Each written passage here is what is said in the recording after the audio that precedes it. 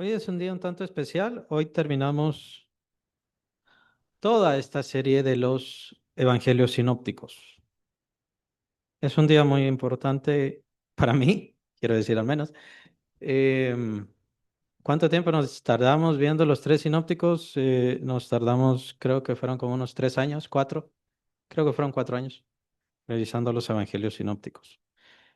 En parte, desde el principio les dije cuál era la doctrina, la enseñanza que tenían esos 11 apóstoles que quedaron después de terminar la vida del Señor y su obra maravillosa, por supuesto, qué era lo que tenían ellos para predicar. Lo que tenían ellos era todas las anécdotas, todas las parábolas, todas las historias que el Señor Jesucristo les legó.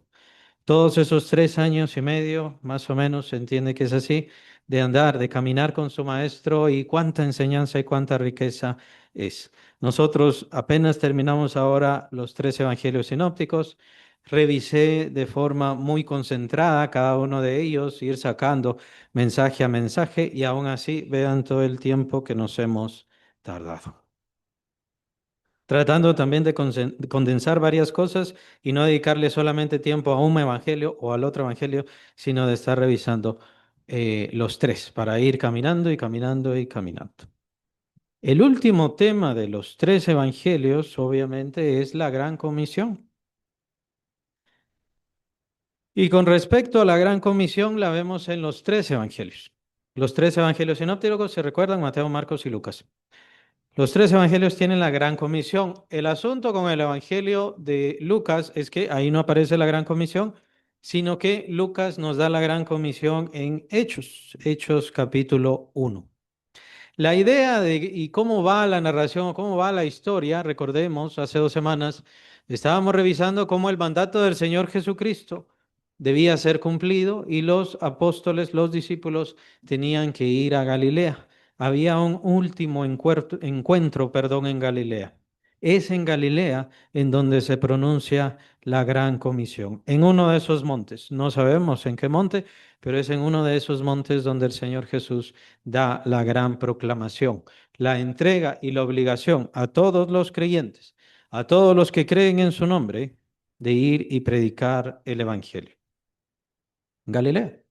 Tenían que ir a un monte y ese viaje me pareció mucho, me llamó mucho la atención, perdón.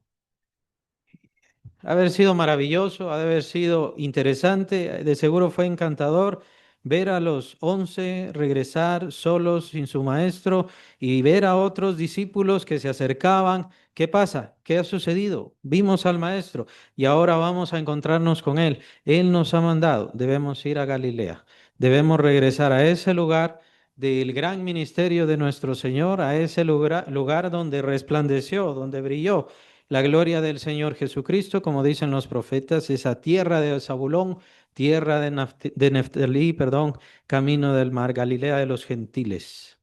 Esa tierra que habitaba en tinieblas vio gran luz. Interesante, interesante y maravilloso ese momento. Y nos encontraríamos con los discípulos en ese momento, en ese monte, esperando la manifestación del Señor Jesucristo. Quienes narran esto son los dos evangelistas, Mateo y Marcos. Y ahí nos vamos a concentrar. ¿De qué trata o cómo sigue la narración después de la gran comisión? Los discípulos tienen nueva orden y esa es ir a Jerusalén. En Jerusalén, en el Monte de los Olivos, es en donde el Señor pronuncia sus últimas palabras. Las últimas palabras del Señor Jesucristo se dan en el Monte de los Olivos, eso sí lo sabemos, porque el Señor Jesucristo debe pronunciar sus últimas palabras y ascender de ese monte, porque de la misma manera es sobre ese monte que Él viene después. Su segunda venida o su manifestación definitiva, Él viene a posar sus pies sobre el monte de los olivos. Esto es parte de las profecías y es en el monte de los olivos donde da sus últimas palabras, que sería la gran comisión, pero dada por el evangelista Lucas. Y esto lo encontramos en Hechos 1. ¿Lo vamos a ver? No, no lo vamos a ver. Ustedes lo pueden ver, ustedes lo pueden leer, ahí lo van a encontrar y la mayoría ya se sabe la historia. Hemos y estamos terminando los evangelios. Ya meternos a hechos ya es otra cuestión, pero es una variante de la Gran Comisión. Les queda la tarea de revisar entonces primer capítulo de Hechos. Entonces van a ver la Gran Comisión de acuerdo con el evangelista Lucas. Algo muy interesante que debo señalar es que lo que menciona Marcos, según algunos estudiosos, según parece, o al menos eso dicen, que no lo escribió Marcos, que este es un añadido, que el Evangelio de Marcos termina mucho antes, él no da la gran comisión en Marcos y esto es un añadido que viene después. Pero lo que vemos son los elementos de la gran comisión, las características de la gran comisión y complementos con los cuales al unirlos a Mateo se vuelve la gran comisión de una forma mucho más completa, mejor, de forma más clara. Así que vamos a entrar a la Gran Comisión. Estos pasajes los encontramos, el que se ha leído, Mateo 28, 18 al 20, estos versículos, y los versículos de Marcos serían Marcos 16, del 15 al 16.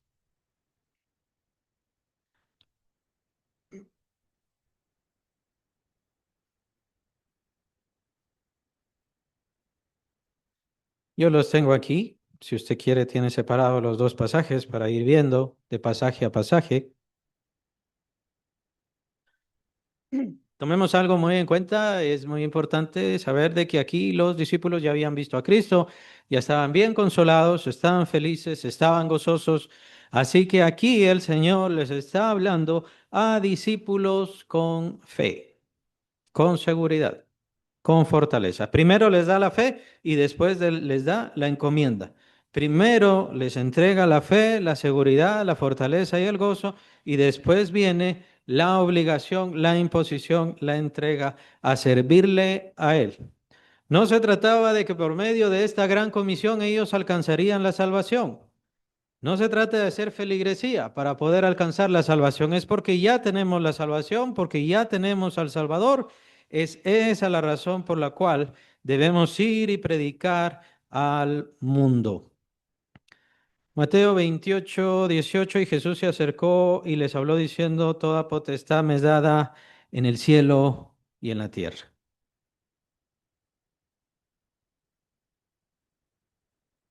Es muy interesante el inicio, según Mateo, de la Gran Comisión, porque el Señor está hablando de su propia autoridad, de su propia seguridad. Vean ahora quién soy yo. Y sepan muy bien ahora quién soy yo. Yo, Jesús, al que vieron caminar, al que estuve con ustedes, yo ahora estoy sobre toda autoridad, sobre todo dominio. Todas las cosas las he recibido. Todas las cosas me pertenecen a mí ahora y ahora todas las cosas me deben obedecer. ¿Por qué les dice esto a sus discípulos? Porque está a punto de darles una encomienda, una misión, una obligación y es ciertamente una imposición. El Señor Jesús no está viendo a quién le cae bien, a quién le gusta, quién se siente en su corazón el llamado de hacerlo. El Señor está obligándonos a todos. Si yo soy discípulo de Cristo, estoy obligado porque reconozco su autoridad y he recibido su autoridad, que también tiene que ver con el creer en Él. ¿Qué significa creer en Cristo? Recibirle a Él como Señor máximo de todas las cosas, el dueño y soberano de todas las cosas, empezando por mi alma, empezando por mi vida. Cristo Jesús no da consejos. El Señor Jesucristo no da sugerencias. Cuando da sugerencias es porque se lo está dando a una persona que está lejos o a una iglesia, como es el caso de la iglesia de la Odisea. La iglesia de la Odisea está alejada de Cristo, lejos de Cristo.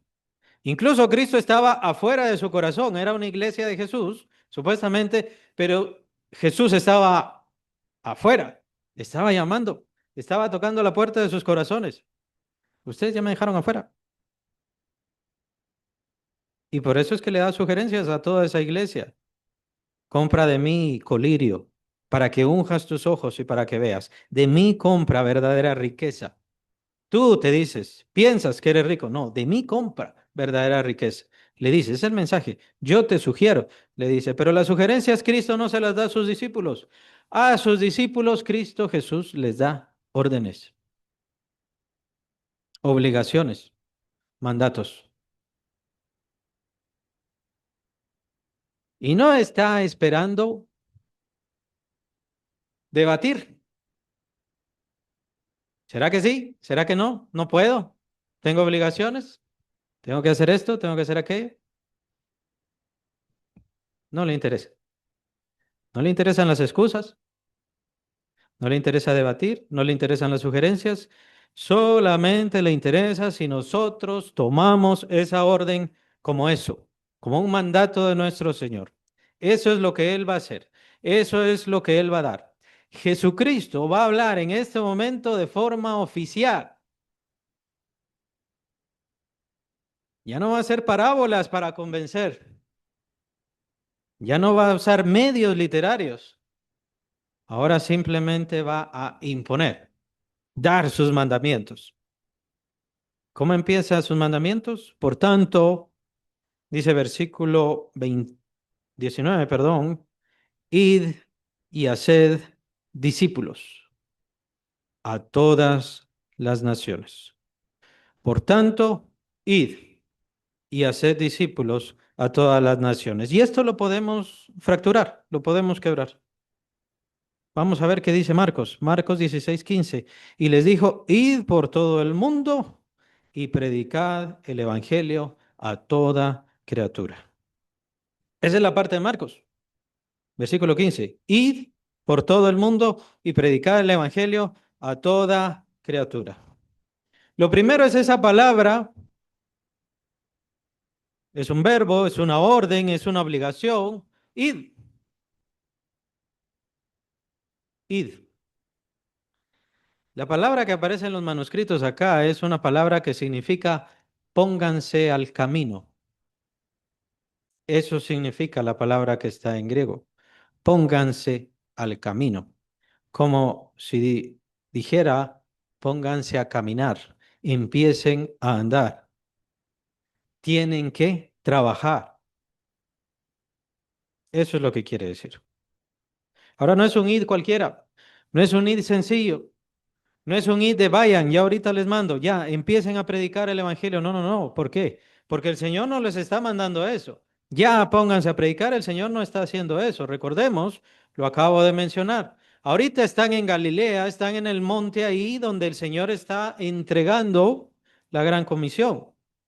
Después sucederá que deberán regresar a Jerusalén y en el monte de los olivos van a recibir las últimas palabras de Cristo. Así que el Señor no les está diciendo en ese momento, vayan a predicar.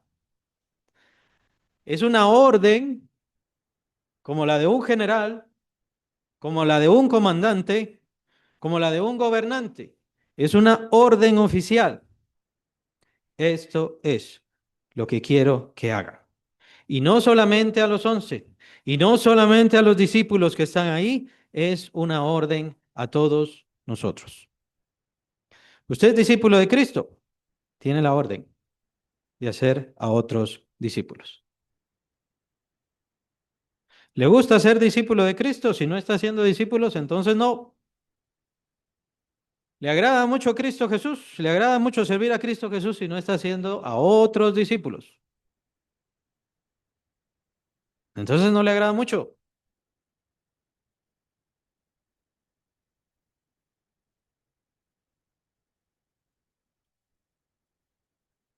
¿O qué dice Jesús? Vayan los que puedan.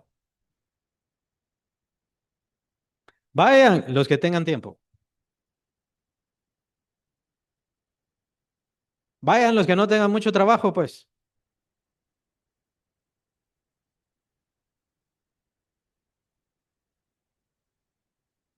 Esa es la idea ahora, ¿no? La idea como que uno al estar predicando, lo que pasa es que está predicando porque no tiene nada más que hacer. Esa es la idea. No, lo que pasa es que estamos siguiendo una orden. Hay una orden, hay un comando, hay una obligación. La iglesia tiene que cumplir. Y ese es el fin de la iglesia. El fin de la iglesia no es salvarnos. Vamos a seguir viendo porque en estos pasajes vamos a encontrar muchos detalles que tienen que ver con la iglesia. Y este es uno de los detalles importantes. Como iglesia estamos juntos, estamos en grupo, somos hermanos y tenemos que ir, tenemos que estar cumpliendo esa orden. Si no cumplimos esa orden oficial de nuestro Señor, si no cumplimos esa orden directa de nuestro alto comando, dejamos de ser iglesia. La iglesia que ya no evangeliza ya no es iglesia. La orden que ya no evangeliza ya no es orden de Cristo Jesús. Hay que ir. Es un trabajo. Hay que hacer la obra. Y creo que lo vimos hace un mes, tal vez. ¿Por qué no tiene fe? ¿Por qué hay quienes no tienen fe? ¿Por qué hay quienes pierden su fe? ¿Por qué hay quienes empieza a flaquear su fe? Porque no están cumpliendo la orden del Señor Jesucristo. ¿Cuál es la orden? Ir y hacer discípulos. En el Evangelio de Mateo nos dice, hagan discípulos. En el Evangelio de Marcos nos dicen, prediquen el Evangelio a toda criatura. Entonces, ¿cómo hacemos discípulos? Hay que predicarle el Evangelio a todos. ¿Ven? Se están complementando los dos Evangelios. El Evangelio de Mateo y el Evangelio de Marcos, que muchos dicen, teólogos, eruditos, que estos fragmentos fueron añadidos después, quién sabe por qué. Hay que predicar a toda criatura para que de ahí salgan los discípulos. ¿Qué es un discípulo? Un seguidor, un imitador.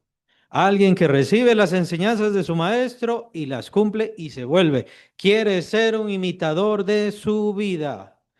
No es un alumno. Jesús no necesita alumnos. Jesús no quiere estudiantes. Qué bonita es la lección que me da Cristo. Ah, sí, la está aplicando.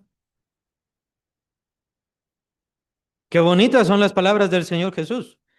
Sí, son bonitas las palabras del Señor Jesús. Lo que Él quiere es que nuestras almas y nuestros corazones cambien, así como Él es. Y así debemos ver todas las enseñanzas del Señor. Si yo soy un discípulo de Cristo, así debo ver todas las enseñanzas. Cuando el Señor, y vuelvo a leer y a revisar esa gran lección del buen samaritano, no se trata de que el Señor me está sugiriendo que quiera a aquellos que supuestamente son mis enemigos. El Señor me está mandando. El Señor me está ordenando no solamente que los perdone, sino que les ayude, que les bendiga, que la bendición que he recibido de Él se la entregue a aquellos que incluso puede ser que me odien. No son solo lecciones, son palabras que deben transformar nuestra alma. Si yo me he dispuesto como discípulo de Cristo, ¿qué debemos hacer? Echar la red. Esa es la enseñanza de la pesca de aquel entonces. Ellos no pescaban así con anzuelo. Ellos lo que hacían era echar la red al lago. Y entonces recogían la red y lo que agarraban entonces se venía. Así debemos ser nosotros, echar la red. Para eso está la iglesia local. Esa es una de las funciones de la iglesia local, echar la red. Que cada creyente vaya echando la red. Se les toma, se les introduce a la iglesia y se les empieza a enseñar, a instruir como discípulos de Cristo. Es donde también participa la iglesia. El Evangelio de Mateo dice a todas las naciones. El Evangelio de Marcos dice a todo el mundo.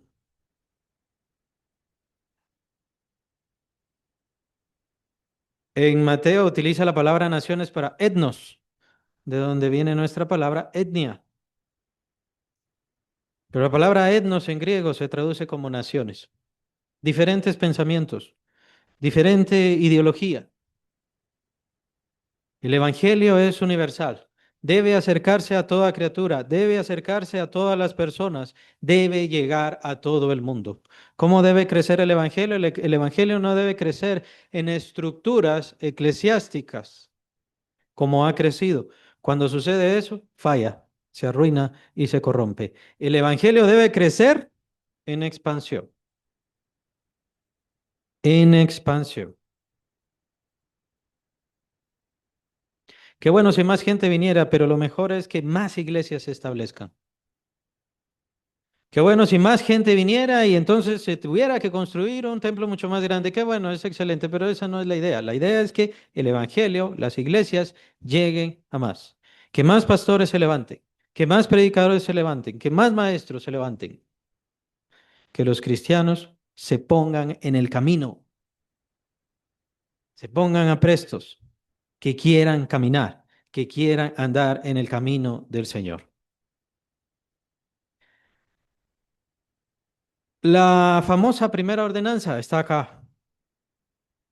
En el Evangelio de Mateo está en el versículo 19 y en el versículo 16 del capítulo 16 de Marcos. ¿Cuál es? Bautizándoles en el nombre del Padre y del Hijo y del Espíritu Santo. Primera ordenanza o la famosa primera ordenanza. Nosotros les conocemos así, ordenanzas, no son sacramentos. Los sacramentos, de acuerdo con la iglesia religiosa, producen o permiten la salvación. Y no es así. No existe nada que dé salvación excepto Cristo Jesús y su cruz. Y que esa persona ponga su confianza total en lo que llamamos fe, su confianza total en la obra redentora de nuestro Señor Jesucristo. Eso es lo único que produce salvación. Pero el Señor nos ha dado ordenanzas. La primera, el ser bautizados. Es la puerta de entrada.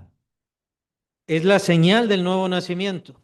Es la señal en la cual yo como creyente determino y declaro que he dejado mi vida pasada. Mi vida pasada lejos de Dios, lejos de la verdad, lejos de la fe. Esa vida pasada que, como dice Pablo, Efesios capítulo 2, en la cual yo estaba sepultado en mis delitos y mis pecados. Esa vida pasada, yo digo, yo declaro, yo testifico. Gracias a Cristo Jesús en mi vida, ya ha quedado atrás. Eso es lo que significa el bautismo. Ahora yo he nacido de nuevo. Tengo una vida de resucitado. Gracias al poder que levantó al Señor Jesucristo de la tumba, ese mismo poder que es el Espíritu Santo en mí me ha dado nueva vida. En el Evangelio de Marcos también lo vemos. El que creyere y fuere bautizado. Ahí está la orden. Ahí está el mandato. El que creyere y fuere bautizado será salvo. Salvo. ¿Para qué sirve el bautismo? Para tener la seguridad. Yo he creído en Cristo, sí he creído en Cristo. ¿Ya me he bautizado? Sí. El Señor Jesús dice que si yo estoy bautizado, soy salvo. Mi salvación no puede depender de mi justicia. Mi salvación no puede depender de la iglesia a la que asisto. Mi salvación no puede depender y no va a depender jamás de quién. ¿Cuál es el predicador que me enseña? Mi salvación debe estar sujeta a las órdenes de Cristo. Yo estoy cumpliendo la ordenanza que el Señor me ha dado. Por lo tanto, soy salvo. Son los principios elementales de la fe. Estoy cumpliendo lo que Él dice. Soy salvo. Pero yo no anduve con Cristo así como los discípulos, los 11, estuvieron con Él. Ellos estuvieron con Él para recibir la doctrina. ¿Qué tengo que hacer yo? Que después de casi 2000 años de la vida del Señor Jesús, ahora creo en Cristo. Lo que tengo que hacer es cumplir sus ordenanzas, su mandato, creer, ser bautizado. Y por lo tanto, ya soy salvo. Para quitar la duda, si el bautismo es un sacramento, o sea, si el bautismo concede salvación, el Señor concluye este versículo. Mas el que no creyere será condenado. No dice más el que no creyere y no se bautice. No, mas el que no creyere será condenado. La salvación es nuestra fe que ponemos en Cristo Jesús. O lo que llamaba el apóstol Pablo, aquellos de la fe de Jesús. Y eso es lo que somos nosotros. Hemos puesto toda nuestra fe en Cristo Jesús. ¿Por qué utilizamos en el nombre del Padre, del Hijo y del Espíritu Santo? Porque es el mandato que nos da el Señor, la ordenanza que nos da el Señor y la vemos en Mateo, en el nombre del Padre, del Hijo y del Espíritu Santo. Supuestamente algunos han encontrado el verdadero manuscrito, la verdadera traducción, las verdaderas copias, y entonces ahora ya le quitaron a esto el nombre del Padre y el nombre del Espíritu Santo y solamente dejaron en el nombre del Hijo. Estos son los solo Jesús, son sectarios. Son una secta de evangélicos que niegan la existencia del Padre y del Espíritu Santo. Pero aquí tenemos nosotros la ordenanza más que clara. No es una fórmula de oración ni de nada más. Bendecimos a este en el nombre del Padre, del Hijo y del Espíritu Santo. Te pido estas cosas, Señor, en el nombre del Padre, del Hijo y del Espíritu Santo. No es una fórmula de oración, es fórmula bautismal. Porque en el bautismo no estamos pidiendo, en el bautismo estamos declarando, estamos testificando. Y ese creyente está testificando su total entrega a la obra redentora de Cristo, que ya ha formado en él, en ella, una nueva criatura, un nuevo ser, por medio del Espíritu Santo.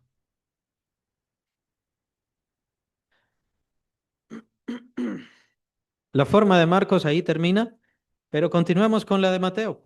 Mateo 28, versículo 20. Mateo 28, versículo 20. Enseñándoles que guarden todas las cosas que os he mandado. Enseñándoles que guarden todas las cosas que os he mandado. ¿Cómo se hace eso? ¿Cómo tiene que cumplirse eso? ¿Quién cumple esto? ¿Quién hace esto? La respuesta del quién es la iglesia local. La iglesia local debe seguir enseñando a ese creyente, pero ese creyente ya nació de nuevo, ya tiene el Espíritu Santo, ya es una nueva criatura, tiene una nueva naturaleza, pero tiene que seguirle enseñando. La mente no ha cambiado, los pensamientos no han cambiado, los valores no han cambiado. Todavía sigue entregándose a lo malo, muchos de ellos. Todavía siguen decidiendo por las cosas incorrectas, muchos de ellos. Prueba de esto es 1 Corintios. Y de hecho, 2 Corintios, el apóstol Pablo termina todavía diciendo, mejor evalúen su fe. Tal vez está reprobada. Porque si no dejan de pecar, si no dejan de hacer lo malo, tal vez su fe está reprobada. Y verdaderamente no hay un nuevo nacimiento en ustedes. ¿Cuál es la otra disposición? La iglesia tiene que enseñar, el creyente tiene que aprender. Necesita aprender. Necesita aprender, necesita conocer, necesita estudiar. Necesita dedicar tiempo, necesita esforzarse. ¿Por qué creen, hermanos, que tenemos este programa de lectura bíblica?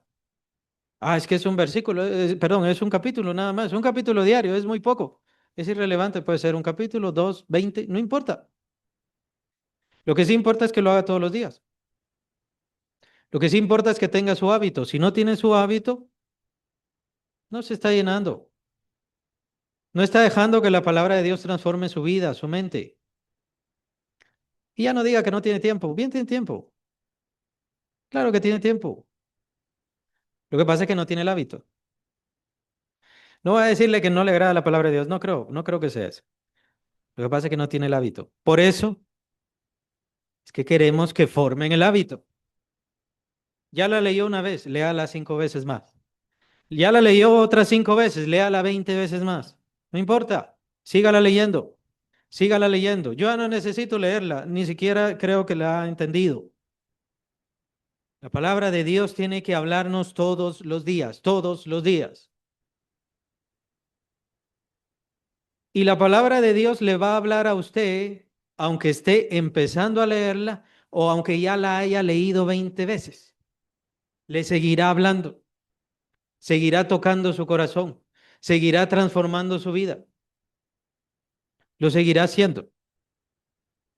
Prueba de esto, el gran ejemplo de esto, el apóstol Pablo. El apóstol Pablo, en su segunda carta a Timoteo, que entendemos que es su última carta, o al menos de las que tenemos acá, es decir, él estaba, dudo mucho que a un año de sufrir el martirio, lo más seguro es que a meses, si no es que semanas o días, ya de sufrir el martirio. Y en ese momento, ya anciano, en la cárcel, esperando su ejecución, el apóstol Pablo le escribe a Timoteo, tráeme los rollos, que saben es la palabra Biblia. Biblia no significa libros, Biblia significa rollos. Tráeme las Biblias, como que dijera el apóstol. En ese momento, tráeme también la capa, porque aquí hay mucho frío. El apóstol estaba sufriendo de frío en ese momento, pero no se te olviden los rollos. Entendemos que ya no podía leer, tenía problemas en la vista. Y aún así, él quería seguir, seguir, escuchando, comprendiendo, oyendo, meditando, entendiendo. Pero Dios aparentemente no tiene nada que decirle a usted. Al apóstol Pablo sí, en medio de ese momento cuando estaba esperando su ejecución, pero usted aparentemente no. Dejemos ya esos pensamientos. Todos necesitamos la instrucción de Dios, la palabra, lo que Dios quiere decirnos. Lo necesitamos y lo necesitamos mucho más que muchas cosas de esta vida. ¿Cuál es la función de la iglesia? Enseñar. ¿Qué es lo que ha trastornado el demonio? ¿Qué es lo que ha hecho mal? ¿Qué es lo que, cómo ha trastornado o cómo trastorna la iglesia su camino? Cambiando la enseñanza, tergiversándola, añadiéndole, poniéndole otros puntos y eso es lo que vemos en muchísimas iglesias. No nos preocupa una iglesia llena, no nos preocupan hermanos contentos, es decir, sí, estén contentos, pero no vamos a cambiar la palabra para que los demás estén contentos. No vamos a dejar de señalar el pecado y la maldad para que quienes lo hacen estén felices. Si es así, entonces mejor dejamos de ser iglesia y mejor que cada quien aproveche su domingo para otra cosa. Si estamos aquí, estamos para enseñar los que el Señor nos ha puesto para enseñar y están para aprender los que necesitan estar aprendiendo. Y por eso les llamo la atención, hermanos. No sé quién les dijo que solamente deberían venir a la predicación. No sé quién les dijo. Pero ya hay que cambiar eso. Todo el servicio es importante. Todo el servicio es necesario. En todo el servicio hay que participar. Y tomen en cuenta que el mandato de la Gran Comisión, el Señor lo une al bautismo, lo une a ir a ser discípulos. Y a nosotros nos corresponde como iglesia enseñarle a los discípulos. Nuestra visión, como decía el apóstol Pablo, todo lo sufro por amor a los escogidos. Nosotros no es que suframos tanto, pero estamos aquí por los escogidos. No estamos aquí a favor de la gente. No estamos aquí a favor de los pobres. No estamos aquí para darle comer a los hambrientos. Todo eso es obra social. La obra social es buena mientras no se use para lavar dinero de, bueno, cosas, pero esa es otra situación. La obra social es buena, pero nosotros no estamos aquí por y para obra social. Estamos a causa de los escogidos, estamos buscando a los escogidos y los estamos discipulando. Eso es. Eso es todo. En el instante que ese discípulo prueba que no es discípulo, en el instante que nos damos cuenta que en realidad no es escogido, se aparta de Dios, solamente estuvo probando el evangelio, solamente estuvo probando la iglesia, ya no es nuestra culpa, no es nuestro problema. Es decir, oramos por ellos, que el Señor les dé más oportunidades, que el Señor tenga misericordia, pero nuestra obligación ahí terminó. Yo siempre pienso, el verdadero trabajo no viene y no se trata de ir a evangelizar. El verdadero trabajo empieza cuando esas personas evangelizadas dicen, sí, yo creo en Cristo. Ahí sí empieza lo duro. Ahí empieza lo difícil. Tratar de transformar esa alma y llevarla a una madurez que no somos nosotros, es el Espíritu Santo en nosotros. Que llegue a una madurez en la cual, voy a decir un ejemplo, que vaya a la iglesia sin necesidad de que nadie se lo imponga, le indique, le obligue, ni nada.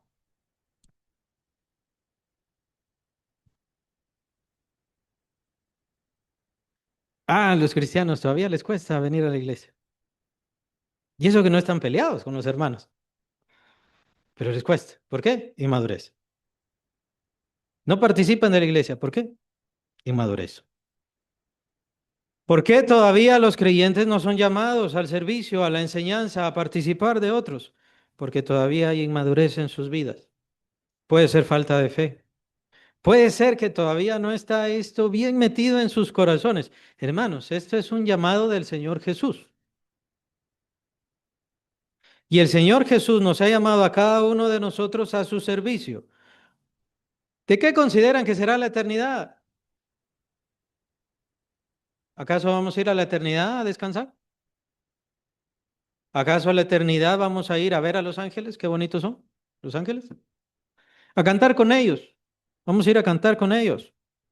Que es una idea, ¿no? Esta de oír a los ángeles cantar y nosotros con arpa, es parte del desconocimiento total de quién es Dios y cuál es el propósito de Él y su propósito para nosotros. Nosotros, nuestra eternidad, se va a tratar de servir a Cristo,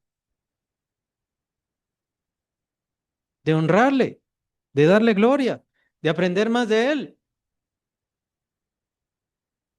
de seguir predicando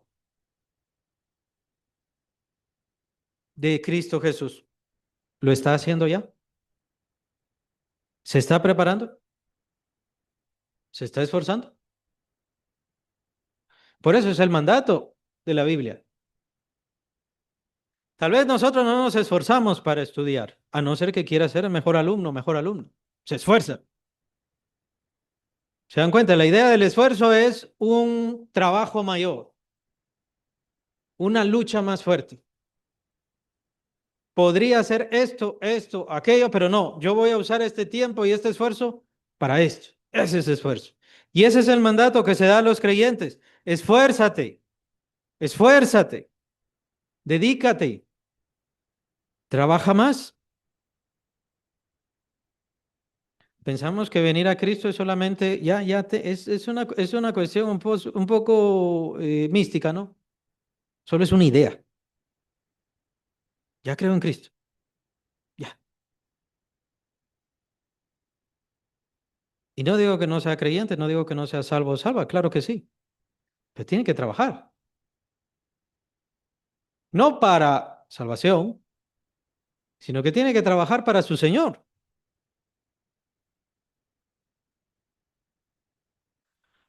Por eso es que no ha crecido. Por eso es que la fe se hace endeble. Por eso es que no hay más siervos, siervas del Señor. A los creyentes se les ha olvidado que vienen a Cristo para servir al Señor y piensan que es al revés. Cristo viene a mi vida para servirme a mí. Cristo me tiene que dar dinero, Cristo me tiene que dar salud, Cristo tiene que ayudar a mi familia, pero más la idea es someterla a mi obediencia. Esa es la idea de algunos. Hay que tener cuidado con eso. No, no es eso.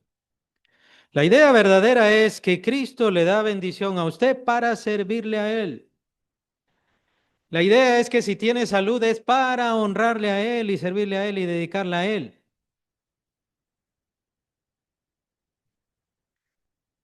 La idea es que si tiene familia es para que su familia sea de bendición, de honra, de honor al Evangelio del Señor Jesucristo.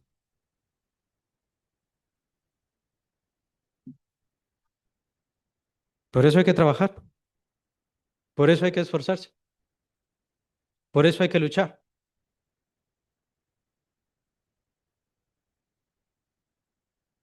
El cierre de los evangelios es maravilloso y espero que ahora entiendan por qué. Porque el trabajo es duro.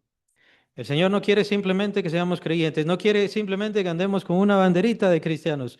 El Señor quiere que nos esforcemos. ¿Cuál es el final de los evangelios? ¿Cuál es el final de la gran comisión? El de Mateo, he aquí, yo estoy con vosotros todos los días hasta el fin del mundo. Amén. Y es el versículo 20, capítulo 16 de Marcos, el final de todo esto, donde dice, y ellos saliendo predicaron en todas partes, ayudándoles el Señor y confirmando la palabra con las señales que la seguían. ¿Cuál es el final de esto? ¿Cuál es el final de esta gran lucha? ¿De esta gran orden? Ir a todo el mundo, llenar todo el mundo del Evangelio del Señor Jesucristo. Esta es una encomienda tremenda a la iglesia del Señor Jesús, a todos los llamados a ser discípulos de su nombre. La ventaja es que Cristo Jesús está con nosotros, está en nuestras vidas para ayudarnos en todo momento.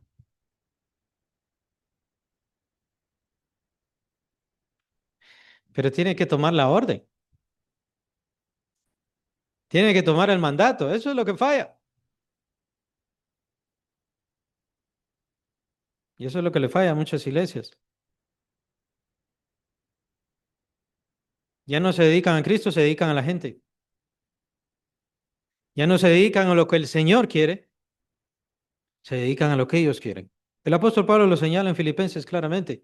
Todos buscan lo suyo propio, no lo que es de Cristo Jesús. El Señor Jesús está con nosotros. Yo no necesito verlo.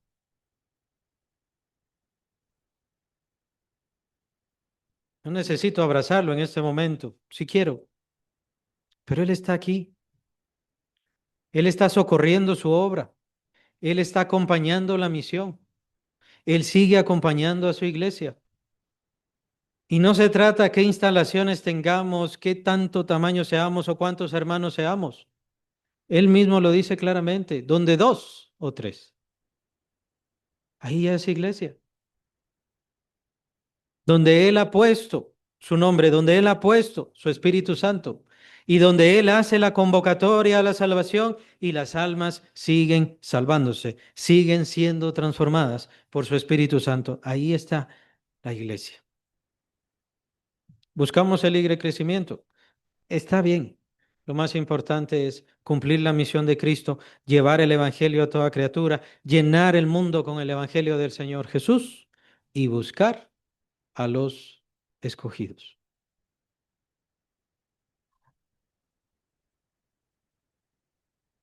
¿Cómo voy a ver más la presencia del Señor en mi vida? ¿Cómo veré que el Señor Jesucristo transforme más mi corazón, mi mente, mis pensamientos? ¿Cómo voy a ver que el Señor bendiga cada vez más lo que yo tengo, lo que yo hago y lo que yo deseo? Tomando la gran comisión, dedicándome a cumplir lo que Él dice, esforzándome por tocar otros corazones. Y ahí estará acompañándome el Espíritu Santo. No necesito ser un doctor en teología, no necesito ser un gran erudito, no necesito conocer griego, hebreo, no necesito conocer ninguna de esas cosas. El Espíritu Santo quiere tocar otros corazones y quiere usarle a usted y quiere usar su vida. El compromiso del Señor es transformar nuestras vidas para reflejarse a través de ellas y que otros vengan a Cristo Jesús. Eso es. Eso es lo que significa usa mi vida. Eso es que Él tome el control de mi vida. Eso es que su naturaleza empiece a gobernar sobre mí. Eso es. Y es lo que Cristo Jesús quiere hacer. Muchos creyentes no se ponen al camino, no se ponen a hacer la obra, no se esfuerzan. Ah, me dijeron que no. Ya no lo voy a hacer. Me insultaron. Entonces ya no lo voy a hacer. No me recibieron. entonces ya no lo hago. Ya no lo hago, Señor. No, es que no hay un pero que valga. Y solamente estamos buscando a los escogidos. Tenemos que predicar en todo el mundo, pero estamos buscando a los escogidos. Nos van a insultar, nos van a odiar, nos van a menospreciar, pero ahí está el Señor con nosotros. Vamos a sufrir enfermedades, vamos a tener escasez, vamos a tener problemas, pero ahí está el Señor con nosotros. Tendremos persecuciones, pero en esas persecuciones vamos a ver más la presencia del Señor en nuestras vidas. Para fortalecer su fe tiene que tomar y hacerse al camino, dedicarse a trabajar. Trabajar no es leer la Biblia, por cierto. Leer la Biblia es estudiarla, aprenderla y después tendrá que enseñarla. Orar tampoco es trabajo, tampoco es esfuerzo. Venir a la iglesia tampoco es trabajo, tampoco es esfuerzo. Viene a aprender y después a enseñar. Viene a aprender y después a enseñar. Ese es el propósito de la iglesia.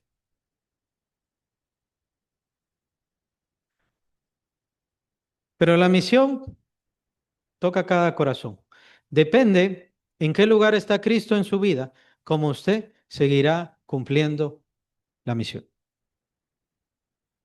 Por eso es que no tengo, y nadie tiene, que obligarles, imponerles, regañarles, señalarles.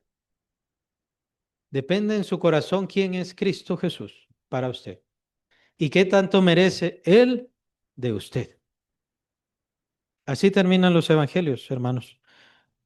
Les recomiendo que lean La Ascensión del Señor, que está en el capítulo 1 de Hechos. Ese sería la variante de la gran comisión que da el evangelista Lucas. Importantísima, importantísima.